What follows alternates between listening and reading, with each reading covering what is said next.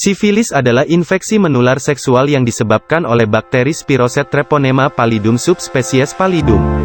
Sifilis terutama ditularkan melalui kontak seksual atau selama kehamilan dari ibu ke janinnya. Spiroseta mampu menembus membran mukosa utuh atau gangguan kulit. Oleh karena itu dapat ditularkan melalui mencium area di dekat lesi, serta seks oral, vagina, dan anal. Gejala penyakit sifilis 1. Fase primer. Dalam tahapan ini, gejala yang akan timbulkan adalah luka pada alat kelamin dan di sekitar mulut.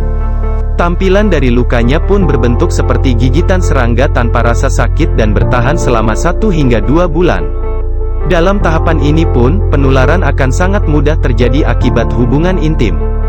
2. Fase sekunder. Tahap ini muncul sekitar 1 hingga 6 bulan, rata-rata sekitar 6 hingga 8 minggu. Setelah infeksi pertama, pastinya akan ada beberapa gejala yang berbeda pada stadium kedua ini. Ruam kemerahan bisa muncul tanpa disertai rasa gatal di bagian-bagian tertentu, seperti telapak tangan dan kaki, atau area lembab seperti skrotum dan bibir misve. 3. Fase laten. Jika pengobatan masih belum tuntas atau tidak dilakukan sama sekali, maka akan masuk ke dalam tahap laten ini. Ini adalah tahapan setelah seseorang terinfeksi dan ruam pada tahap sekunder hilang. Pengidap tidak akan merasakan gejala apapun dalam beberapa waktu. Tahap laten bisa saja gejala bertahan hingga 1 tahun atau bahkan 5-20 tahun. 4. Fase tersier. Jika tidak diobati, tahap akhir ini mungkin akan muncul dalam waktu dini, yaitu 1 tahun.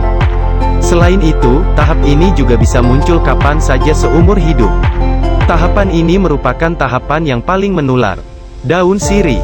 Sirih merupakan tanaman asli Indonesia yang dapat tumbuh di dataran rendah maupun dataran tinggi, dengan ciri-ciri batang berwarna coklat, merambat dan beruas tempat keluarnya akar.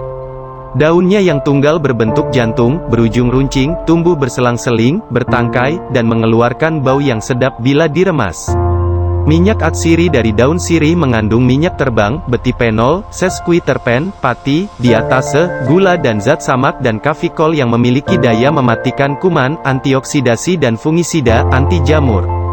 Cara pembuatan: siapkan air sekitar 5 gelas, lalu masukkan daun sirih 30 lembar, dan masukkan gula seperempat gula aren, 1 sendok makan garam dapur. Cara pemakaian: minum air rebusan sebanyak 3 kali sehari.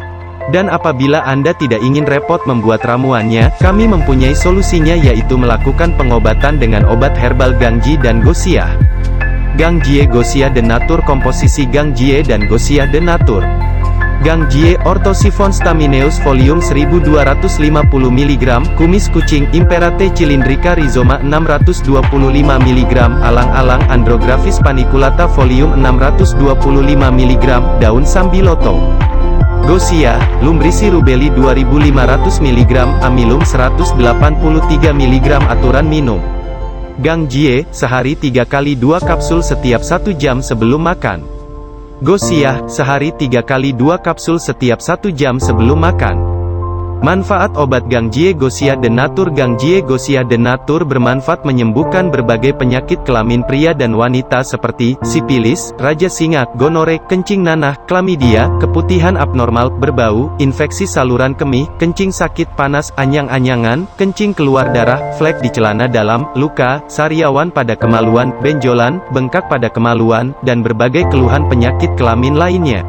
Untuk konsultasi dan pemesanan hubungi 0878 1276 4996 dan 0882 2125 7311.